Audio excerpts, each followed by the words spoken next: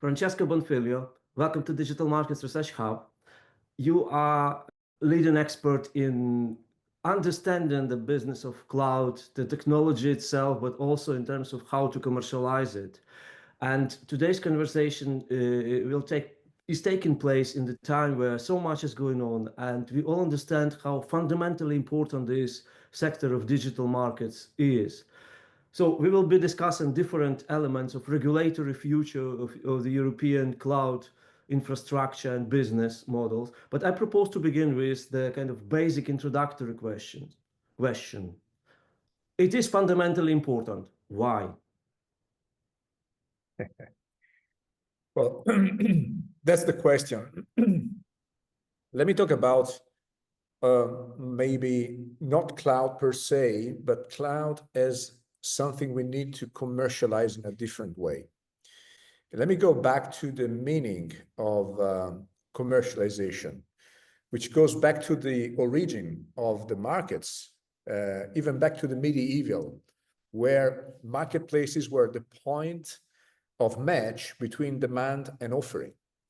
That's something I like to bring as an example. So the markets and the marketplaces, even from those ancient ages, have driven the modern economy because they were the point where providers or producers of goods were able to offer their services compared to others and understand the demand, the change in demand, balance their pricing according to the competition, drive one offer or another according to the demand, and all these in a distributed and decentralized model where vendors were coming from different parts and needed a single one-stop place to compare with the buyers.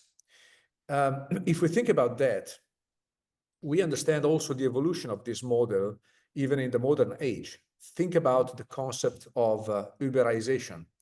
So we now talk about the Uberization as the model that Uber introduced, where simply the demand and the offer match on a platform, acting as a single point of orchestration and disintermediation of multiple independent providers that look homogeneous thanks to the platform.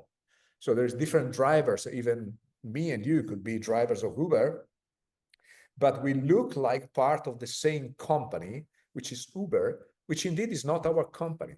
So that was an evolution of the marketplace concept, and quite an interesting one. The last one example, I think everybody knows that, is Amazon.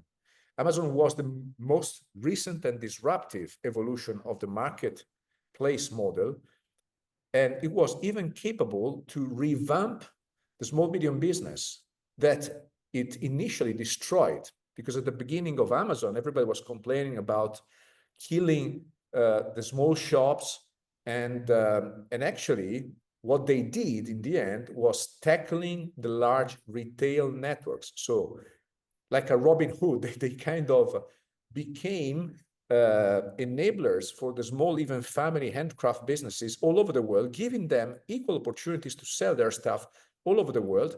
Why? Giving them a platform that provides them the accessibility, the visibility, and all the processes to match the demand wherever they are. Now, in the age of cloud, we need to understand that there is some concepts we have completely mistaken or mistakenly understood. For example, we have believed that cloud was not a common good, but something specific to the technology. B was not a critical infrastructure for the whole economy, but something specific to the ICT, the information and communication technology.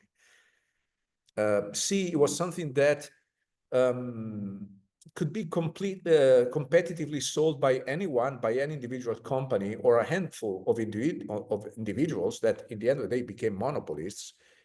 And last but not least, we ignored the correlation of cloud and data and the fact that data, being now hyper-distributed, requires a new model of cloud, which is hyper-distributed and no more hyper-concentrated. So The cloud architecture that we need today is simply not out there, is old. And the market model of cloud services is outdated and ended up being a monopolism or an oligopolism of few providers that impose their solution simply because we lost some basic economical concept.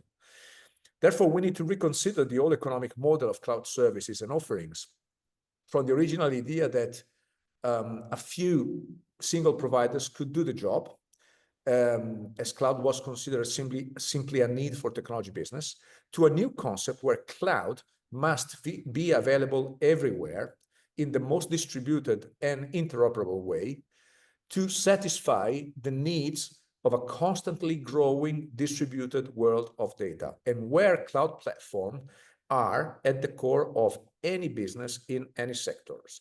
So why cloud is so important? Because cloud is the strategic infrastructure of the new economy. Likewise, energy grids were the critical infrastructure of the old economy or the first industrial revolution.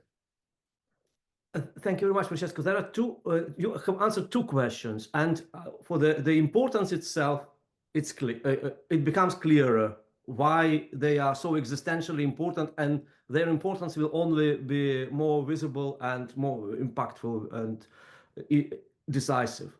But in terms of how, in terms of the architecture, I still cannot figure out with my intuition as complete non-expert in the technicality of things. From the colloquial kind of perception, the success of Amazon was precisely in being one-stop shop, allowing small and medium and micro and nano-sized businesses to access all other kind of niche consumers in the most integrated way. Whereas it's not it's one single market, it's not integration of small markets. Whereas the model which you somehow pioneer is the diametrically opposed one. It's almost peer-to-peer, like everybody is micro cloud, but if we are interoperable, we can somehow scale up, and this kind of federated cohort or whatever the vocabulary is more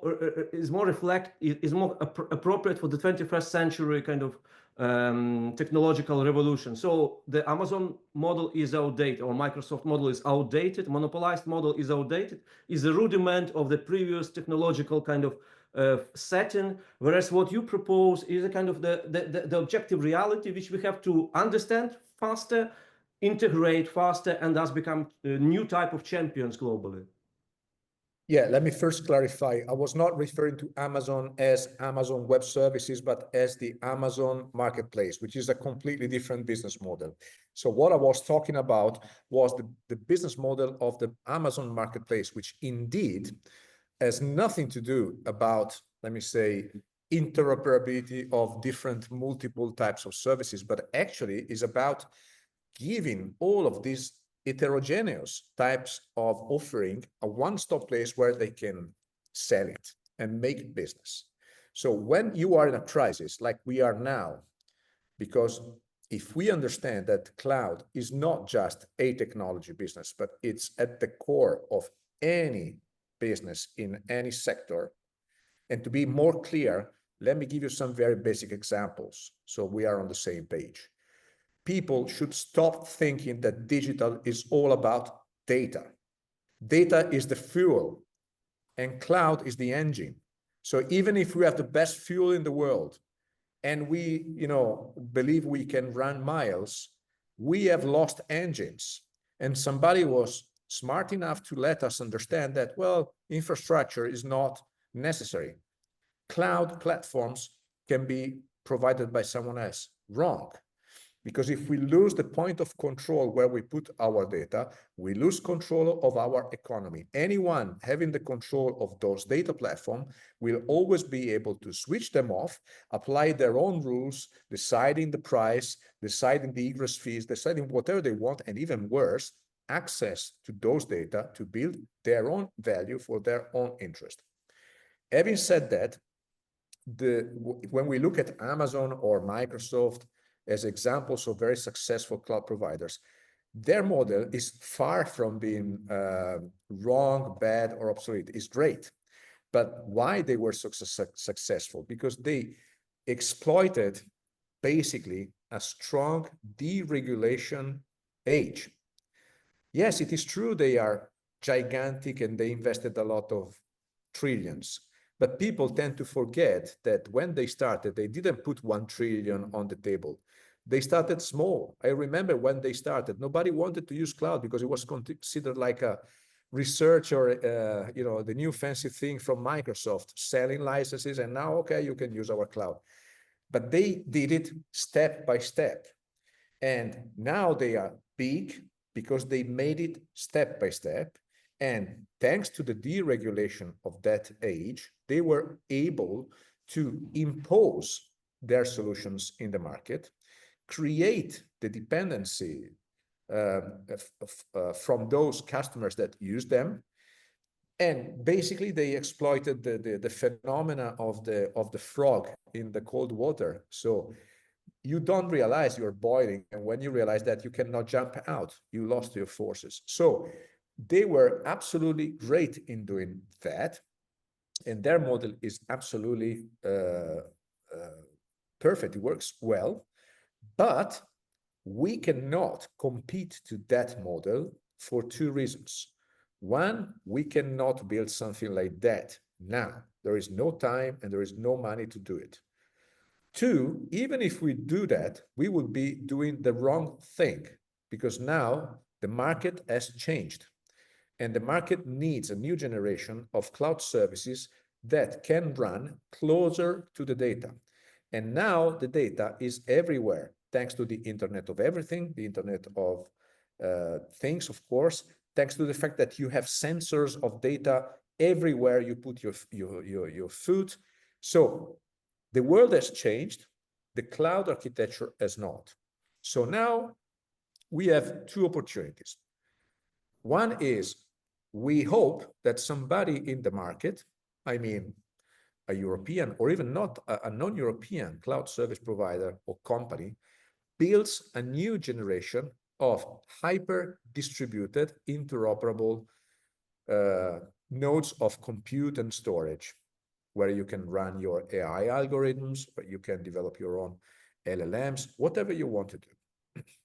2 is to look around to what we have, and instead of starting from scratch, build a glue, a mechanism, or a set of mechanisms in a platform that enable those different nodes, existing nodes of compute power, storage power, and applications and AI models, whatever, to be visible together.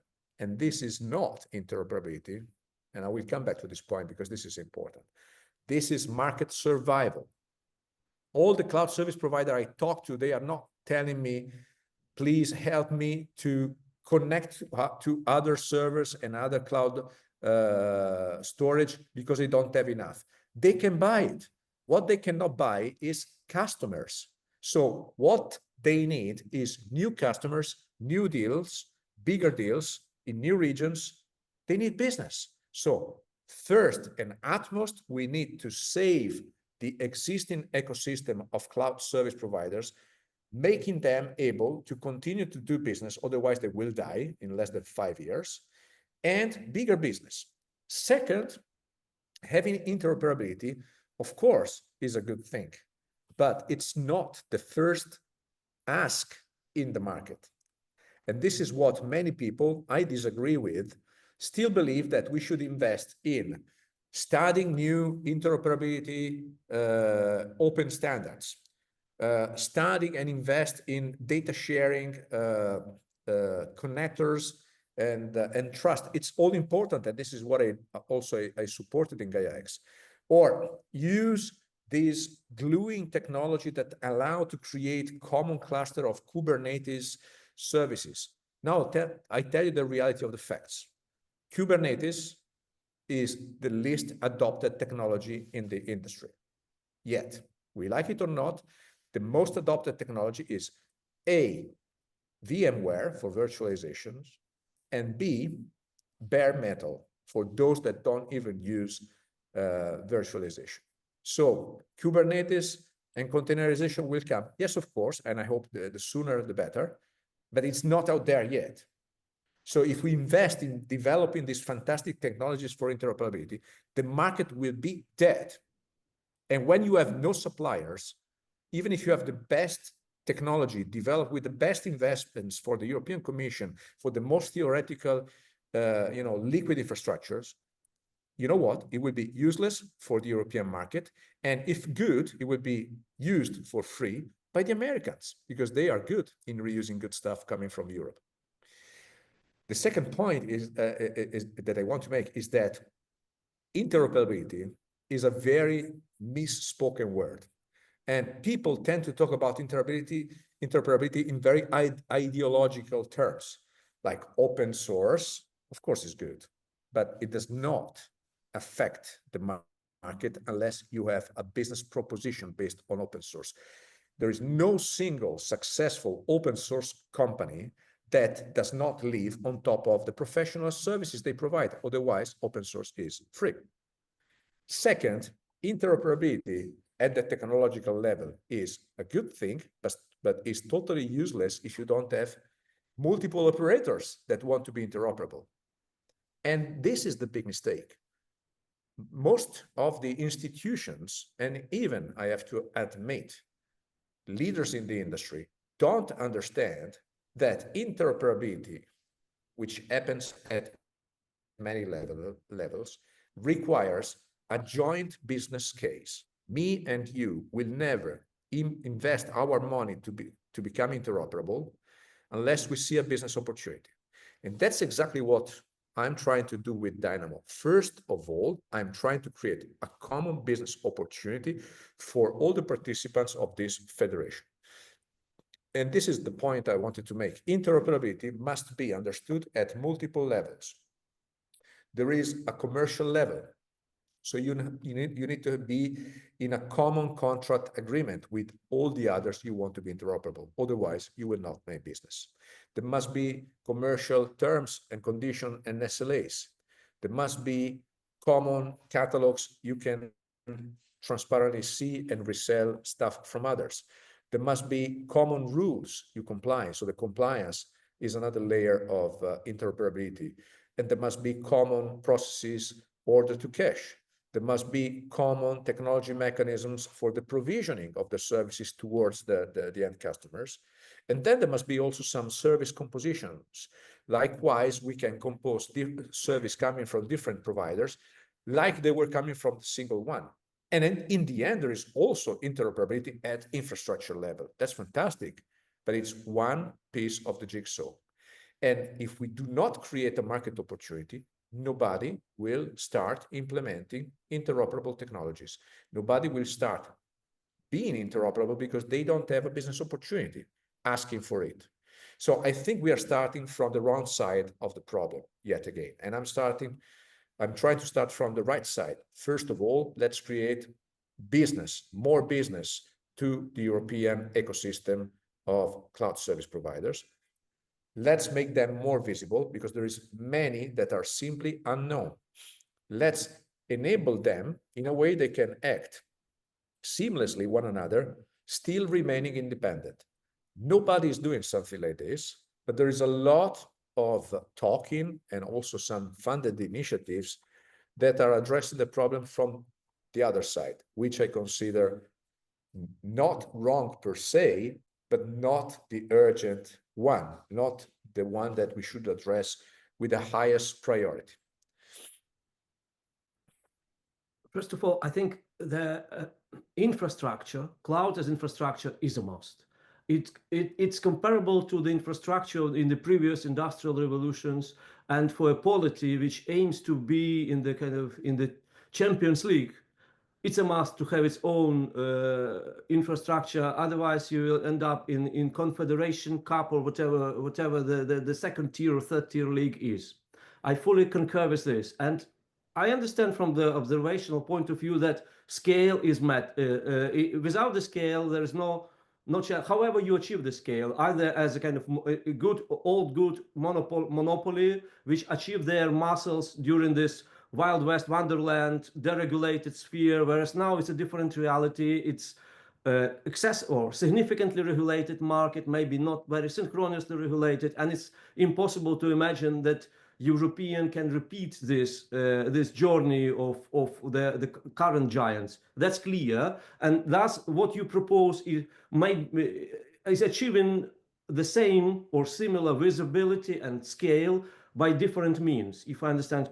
It's not a replacement of all the other initiatives, but it's one very much missing. In other words, every single European provider of digital solutions, from the smallest startup developing AI engines for business intelligence to the most concrete infrastructure cloud service providers, they should thrive, they should grow, they should try to become bigger. But the reality is that they cannot individually succeed in a market that shows a huge gap between them, any one of them, and any of the three leaders of the market. So the gap it's a permafrost. And we need to be honest. Nobody can conquer that market acting alone.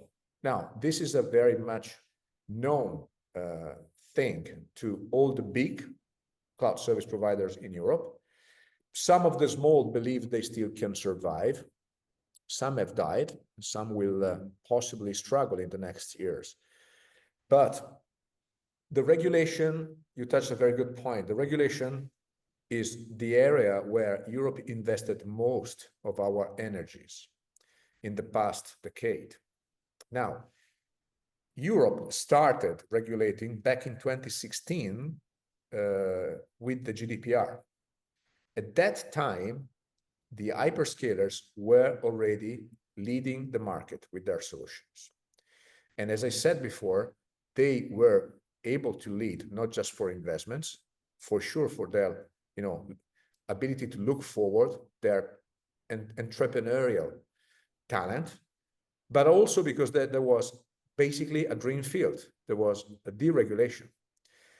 So when we started regulating, and we continued regulating with the GDPR, the DMA, the DSA, the Data Governance Act, the Data Act, now the AI Act, we stopped looking at the market situation, the concrete market situation, where we were losing territory systematically. We stopped looking at the real needs of our digital ecosystem. Another big mistake is everybody talks digital. What is digital industry? Is anyone capable to define it? My personal definition is that the digital industry is the ecosystem of the European digital service providers. They are industries, enterprises developing these services.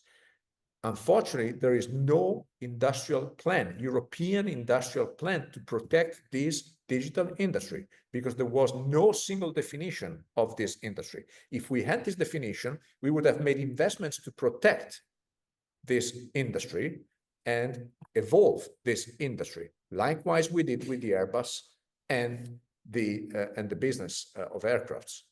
So there was not such an awareness, and therefore we invested a lot of billions in developing open standards, interoperability ideas, all good, and regulation, all good.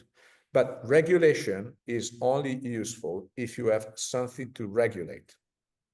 If you end up without your own services and you totally depend for a primary good, like cloud platforms, from foreign providers, your regulation, unfortunately, will not save us, will not put us in a stronger position.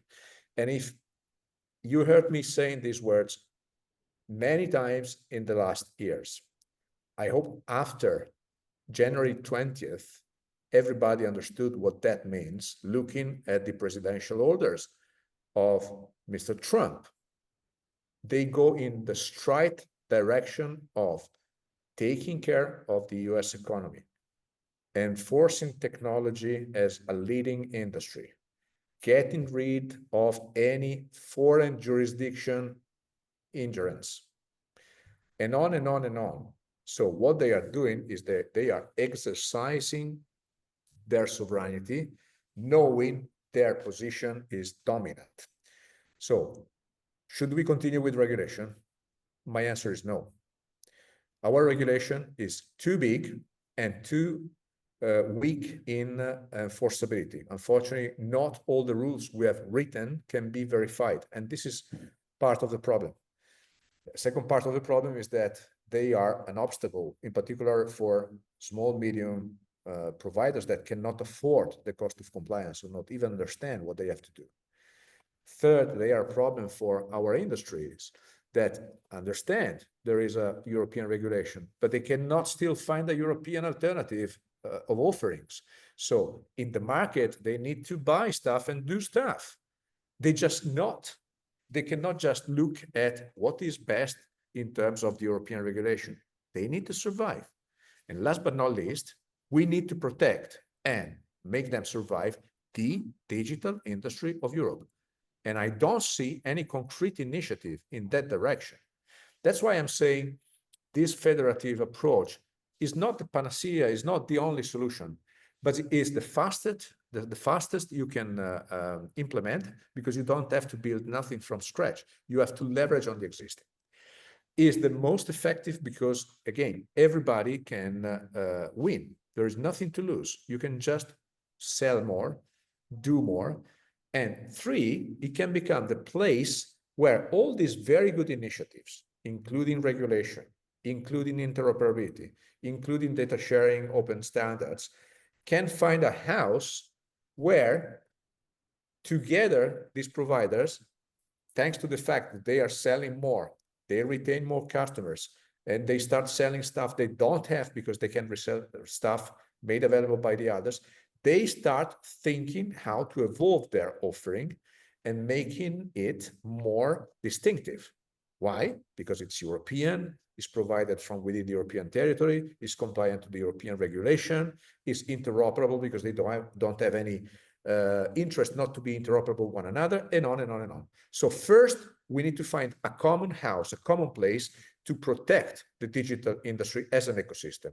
And then we can apply regulation as a distinctive element. And then we can apply data sharing as a distinctive element. And then we can apply interoperability as a distinctive element. We did the other way around. And that's why we are where we are. I think I agree with you from my understanding of things. But the question is more practical. So imagining Francesco Bonfiglio as a practitioner, as a regulator with significant demiurgical power in the European Union. How would you do it? Do you have the model which you design in Dynamo is a kind of a prototype of how it should be done on the kind of pan-European level? And maybe you can explain to us the very mechanism of Dynamo and contrast it with, I don't know, maybe Gaia-X. What are the differences? Yeah, first of all, if I had the magic bat and I could really make something at European level, I would focus on building a real European stack. And that's a concept that I'm working with together with other people to build a concept that we have shared also with the European institutions. And my own view is that this EuroStack should be made of different areas of intervention. One of which is the incentivation and the enablement of commercial federation networks, which is what Dynamo is doing, but it's not the only one. So, for example, in terms of regulation, what I would do is I would subset the existing regulation into a version of the regulation that is the minimum viable product we decide to adopt, and contains only rules that can be enforced and verified through technology. And then I will invest in developing a trust engine that is capable to automatically verify those rules that are verifiable, leaving apart those that are more under interpretation, for free for the European providers. or for anyone who wants to be verified against that.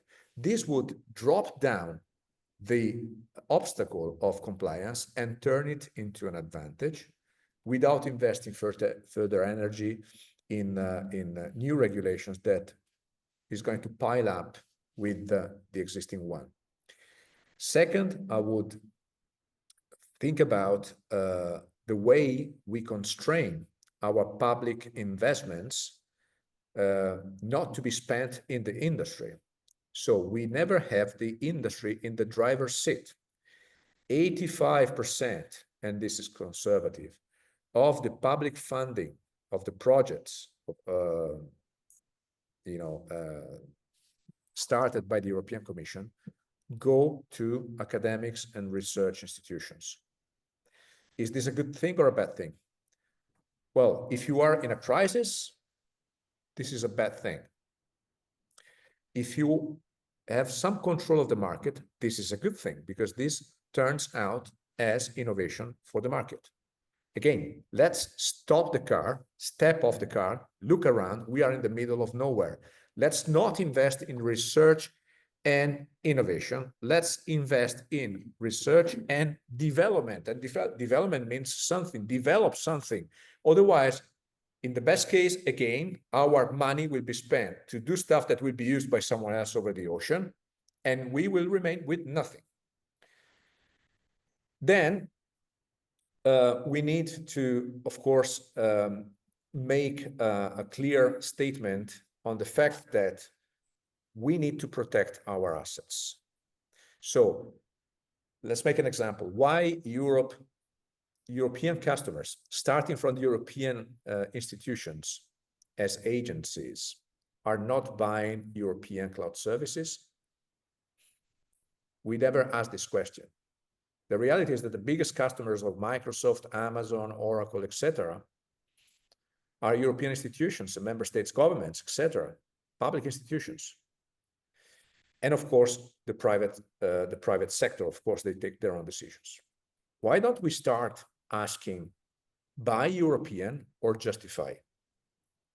At least in the public sector. Buy European services, and if not, justify why you could not buy a European service. Because in most of the cases, I tell you, it is not true that European providers are not capable to fulfill the demand. It is not true at all. There is simply no rules impeding this to happen. And I understand this is it's a complete change in our culture of open markets, etc. But the market is not open. The market is totally slaved to a handful of providers. If we started doing something like this, there would be a reverse money back into Europe, because I tell you that in 80% of the cases, the workloads that require cloud service provider can easily run on European providers' platforms. Simply, they are not even considered. And there is no law enforcement to make this happen. Now, let me go back to Dynamo. Dynamo is an example to me of what we should do to build this EuroStack. On the one side, let's start spending money in Europe and not throwing the money away. On the other side, let's not spend money just in research and innovation, but let's make sure that it delivers tangible outcomes, spillover in the market. If something is not producing a spillover, we better stop and decide whether we want to continue allocating money before it's too late, or maybe decide some KPIs in the market to measure the efficiency of that project. This should be true also for the recovery funds. How many changes are they producing? What are the real impacts in the market? If not, if we are not sure, let's review those projects. Let's make a money review. Let's make a project review and see exactly where we're going. Third, let's not continue to regulate, but subset regulation in order to divide the regulation that can be verified to that cannot be verified, which doesn't mean throw it away, but it means it needs more work. And on the one that can be verified, let's make it easy, free, and accessible, instead of feeding the business of certification authorities, certification bodies, etc. Let's make something accessible by anyone for free that European can use to show their compliance. Fourth, let's enable federation of networks, because this keeps the existing providers alive and make them stronger without investing upfront money. They can survive and use what they have, but somebody has to build these platforms. And this is what I'm doing. I'm trying to build a platform. The question is, why this has not happened? Because, like I said before, me or you would never invest in something that somebody else takes advantage of. If we take advantage, the two of us, we see the business case, maybe we can put some money to build a platform to become interoperable. Otherwise, this will not happen. Now, this has not happened because nobody put together around the table a sufficient number of people, of cloud service providers, that decided that, yes, we can collaborate and we need to put some money on the table to build something that enables us to collaborate. And this has not happened yet fully, but I was lucky enough to find some of these people that decided this is a good idea to go. But you can imagine this is a kind of philanthropic initiative, because before this is realized, and we are in a very good stage, but we are not over yet, it's a dream. So let's invest in develop something that will be successful only if all the users of the platform will make money out of it. It's not the platform itself making money. It's not the shareholder of the platform making money. It's the ecosystem enabled by the platform that will make money out of it. And this is, I think, extremely important and unprecedented. So we are spending a lot of time to develop all these mechanisms that are necessary to make different companies with different technology platforms, with different services, living in different countries, in different regions. Somebody has a marketplace, somebody don't. Somebody has an offering, somebody has a different offering. Act like they were part of the same single virtual company. It's easy to tell the story. It's not easy to implement. It's like you take all the gearings of an engine, you dismount the engine from different cars, and then you try to reassemble them into a common engine that make all the cars work. It's very complicated, but it's doable. Technologically speaking, it's doable. We had no funding from the public. We are trying to work with the money we have from the private sector, and the private sector investing in it is companies belonging to this ecosystem of cloud service providers that understood that if nobody makes the first move, everybody will die. You don't have money from the public, but you can have other forms of support from the European public, like as you mentioned, type of public procurement rules, refocusing or mandating public organizations, institutions, maybe universities or other quasi-public bodies to buy European or justify as you shape the formula. Do you see the potential here in this? Do you have to communicate, and what do you need to amplify the message to channel it in to the right cabinets? I need money to do it myself, because in this way I can go faster, but I'm limited by, I'm constrained by the amount of capital I have, but I'm doing communication. So I'm trying to tell the story. I'm working with other experts across the globe to tell the story, but I'm trying to do something that that goes in that direction. And also I need to make the institution understand that what I'm doing is not in competition with them. Actually, the opposite. I would like to be the place where all these efforts spent in other projects like the IPSI, the Digital Europe program, and all these type of projects can find a home where they can be adopted and produce value. So if the institutions understand that Dynamo, although being a private initiative, is acting for the common good, and we are just doing it to go fast enough and not to wait too long, then maybe we can be more successful. Actually, what you said is very important. If the institution started to buy European, that would be the trigger. So to be honest with you, I'm more focused in delivering the platform and making it work, because I know that proofing the model works is worth 1,000 words and 1,000 presentations. So I'm focusing on building it, making it available. Once this will be available, I'm sure there will be tenders asking for requirements that now can be fulfilled thanks to Dynamo. And I'm sure there will be customers that will buy through their suppliers that will be part of a bigger ecosystem thanks to Dynamo. And the snowball will keep rolling. So that's my objective. Communication is important, yes. Advertisement is important, yes. Participating in conferences and writing papers is important, yes. But time is short. So I decided to focus my time on making it. And I don't know if I will be successful, but for sure I know that there's too many people talking and very few doing stuff. So I'm trying to spend the little money I have, the little time I have to make something to trigger the machine. And this will happen very short. Actually, we have our own summit. It's called the Dynamo Cloud Business Forum in Milan on March the 5th, where we will group together in a closed door, but very, very big audience, institutions, representatives from the industry, representatives from the European Parliament, the governments of the member states, the European cloud service providers, economists, and a lot of people to talk about what you and I have been discussing here, the need for a EuroStack, and how Dynamo fits into that picture. Anyone else wanting to build a EuroStack in this concept of European stack is welcome. But we need to move from theory to practice. We need to move from regulation to market. We need to move from research into providers of solution, and we need to do it quickly. Talking a lot about regulation, and there is one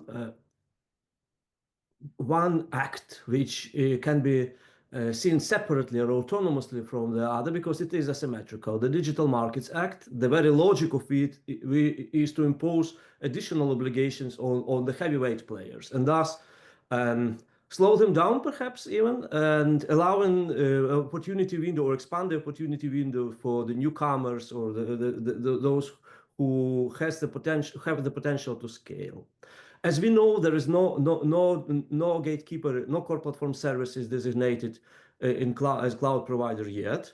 But how would you, being as a voice of the industry, of European cloud industry, do you see a potential in the DMA to impose some obligations on the current 2 or 3 largest cloud providers in a meaningful way, which would somehow expand these opportunities for those who are trying to enter the market or scale up a little bit at least? Well, again, first of all, the DMA was not meant to address the problem that we are trying to solve, unfortunately. Let's be honest, it was mainly meant to the big marketplaces of the big players that simply need to be, non-exclusive and open and interoperable, not to create these asymmetrical situations. But let's be open. I mean, the problem is not between the Apple marketplace and the Google marketplace. The problem we are facing here is a completely different type of problem. It's a lack of capacity, lack of critical mass, lack of alternative offering in the very basic cloud services. Can the DMA or other regulation help making this, accelerate this process? I think we have enough regulation. If you combine together the DMA and the Data Act, there is enough components of switchability, reversibility of services and workloads, and interoperability across marketplaces that could be, the embryo of a new set of rules to force some sort of regulation. But let me go to the real problem. The real problem is that in the European market, there is no, as far as I know, there is no providers that are not willing to become interoperable. Simply, they need an opportunity to do that. So if they should re-engineer their platforms with open APIs or using APIs defined by some research institutions to become interoperable, who should pay the bill? What for? Would this enable what type of business? The bare truth is that if you are a business operator, you look at the market and you do what the market asks for. If the market is not asking you to become interoperable with others, either way, the institutions impose you to adopt a certain type of standard, otherwise you're not compliant to the European regulation. And this again is a big further obstacle we can add to the operators. Or we should speak to the operators and say, are you willing to become interoperable? And they will say, yes. What if we do? Well, if you do that, we can include, for example, in public tenders, the requirement to be interoperable for those respondents. In this way, you will have an advantage in bidding for those public tenders. It's an easy solution. And believe me, if the institutions decide that this requirement for public tenders, we go back to my example, buy European or justify. If buy European means you have to be interoperable, European providers will be willing to become interoperable. American will not, because they fight for themselves and will create a concrete business opportunity. At that point, there's no need for investments. The providers will follow the money. If we start providing an opportunity to the market, to the European market providers, they will follow it because they understand it's worthwhile investing in it. If we expect this to happen just because there is a regulation, or there's a hope that everybody becomes interoperable, or because it's nice to have a very fancy open source technology to make everybody look on the same plane, theoretically and ideologically is a nice thing. Practically in the market, this will not happen.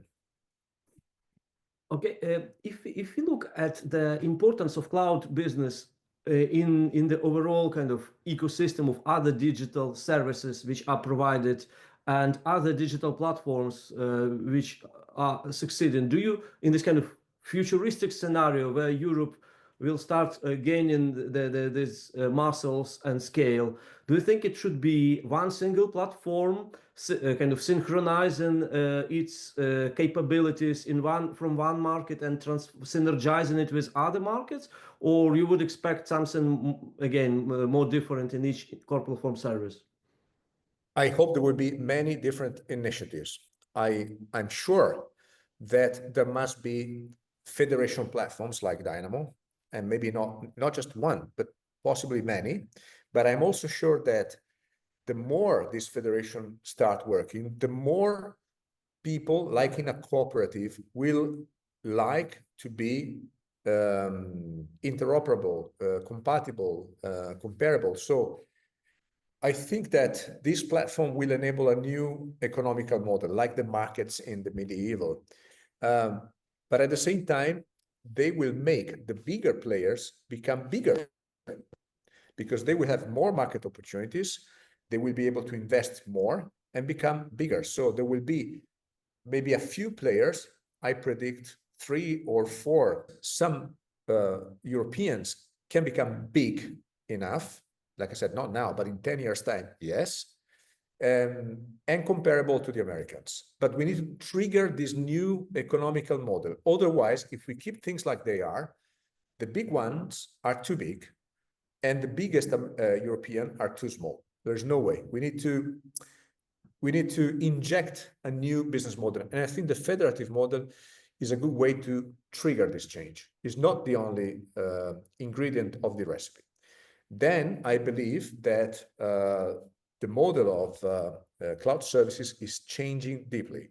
So in the next few years, in the next 3 to 5 years, we will see an increase of demand of end-to-end AI services, which is completely different from what we have today. Now we keep talking about infrastructure, platforms, applications, network,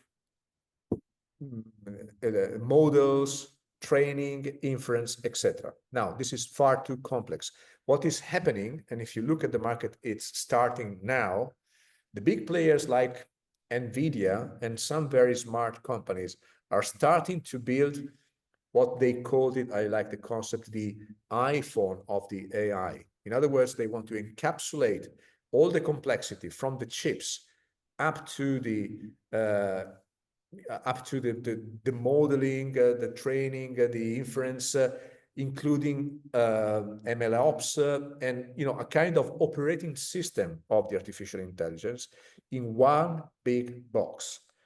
And the cloud service providers of today will be asked more and more not to provide simply NVIDIA GPU chips, but to provide this end-to-end model on which every customer will be able to develop their own specific business solutions without assembling many different pieces here and there.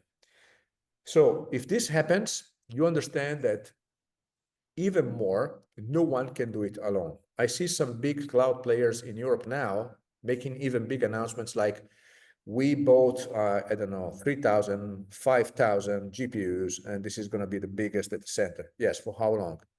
For 2 months. Then this is the new LLM. Yes, for how long? 6 months. Let's be honest. Those that will be able to start leveraging their assets in a cooperative way and build on top of it all the complexity needed to provide an end-to-end AI operating system where anybody can develop and deploy their solution without having to assemble pieces here and there will be successful. Even the hyperscalers are in trouble doing that because of the dependency, for example, they have from NVIDIA. And NVIDIA themselves are starting to build these factories. They are moving from the chip business into the full operation of this AI stack business. So Europe must be very aware of this. Personally, I believe Europe should understand that it's time to develop new chip technology for AI and a new software framework for AI. We have the capabilities and we can do that using ASICs, for example, which is open source silicon, if you want, where we can put our own intellectual property. They can be faster than GPUs, and we can develop a software framework that is optimized to those chips. This could be a faster way than trying to build big data centers where we need to provision big amount of NVIDIA GPUs. Basically, if we do that, we keep creating the dependency from NVIDIA, which is another, possibly the next big lock-in effect. So there's many ways that we can do differently, but we need to act differently. Like in the Draghi's report, which is much more important than me, he said something I keep repeating, like Europe need to stop doing in the same way. We need to act differently. 2, we need to act in the market, not, let me say, in the theoretical or academic world. 3, we need to review the way we spend our own money to ensure that we are investing in our own European interest. 4, we need to deregulate, which doesn't mean throw away regulation, but slow down and assess the regulation to make it for purpose and useful. And we need to leverage, last but not least, on existing assets. That's what I'm trying to do with Dynamo. So let's put this in practice. I think there is a way Europe can regain power in this world. The battle of the single cloud service provider has been lost, no doubt, but the war is different. There is a completely different war, and it will change in time. The difference is that the war is necessarily distributed, decentralized compute services, more and more powerful, more and more simplified, more and more accessible to anyone, more and more connected to where the data is produced, so the different territories, the different customers, etc., etc., etc. And so we need to stop thinking in one single spot, and we need to start thinking in network, federated network models. And I don't see this happening. So in my little, I'm trying to do this. We've been talking about the existential division or different views within the big liberal democratic family, between siblings or between cousins, North America and Europe. But we also see how much is going on in other parts of the globe, which can be either hyper centralized and also have a lot of resources to build the capacity, or can use different hybrid models. Do you see any interesting development in other jurisdictions? Maybe, I don't know which one would be the best example, which we in Europe can also learn and maybe take on board some techniques, obviously after processing them and after filtering out all the kind of potentially polluting elements. Well, there is many examples, and at the same time, they are not sufficient. For example, the Indian stack was an example to implement a DPI, a digital public infrastructure. So basically what they did, they decided to convert the largest in population country in the world from a very rural economy and rural civility into a fully technological way of interacting with the public administration. So identity management, payment services, public services to the citizens. It was good because they managed to do it in literally months. So in 1 year time, they put in place an ecosystem of public services that can connect the citizens to the public administrations. There are other examples like that. But again, these are not sufficient. They are necessary, of course, but they are not sufficient to fix the emergency that we live today. And the emergency is a total dependence of a primary good, which is cloud platforms,